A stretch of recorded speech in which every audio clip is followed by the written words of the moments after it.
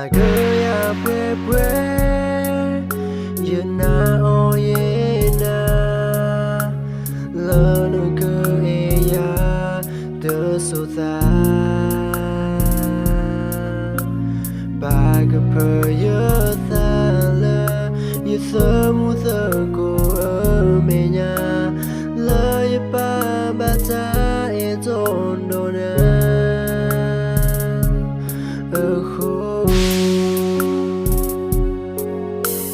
Basa okay temlo Nemahago yotana nena Pela yata somo bata ka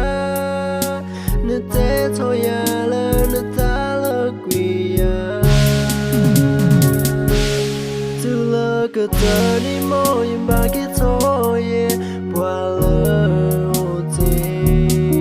Yiketo kita otakala Waom ledo pakalo Yuthabulo na nai Namadam wigwi neda Mimi okay temlo Yiketo kita kalolo nugo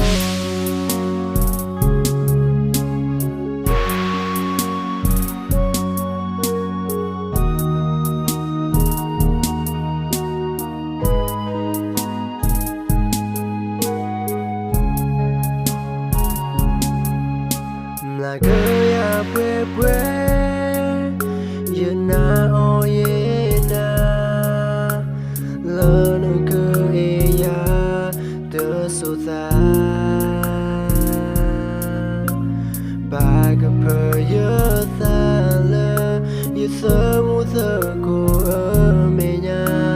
Le yipa bata etondona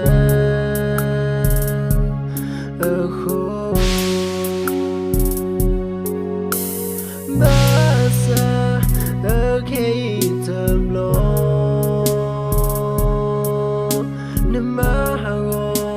yotana nena Pela yata somo bata ka Nete toyala netala guya Katani mo yung bakit hoye Wala ote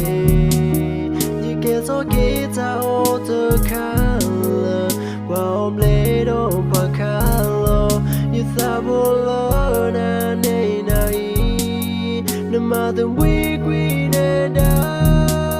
Mimi okay temlo Yiketo kita kalolo nugo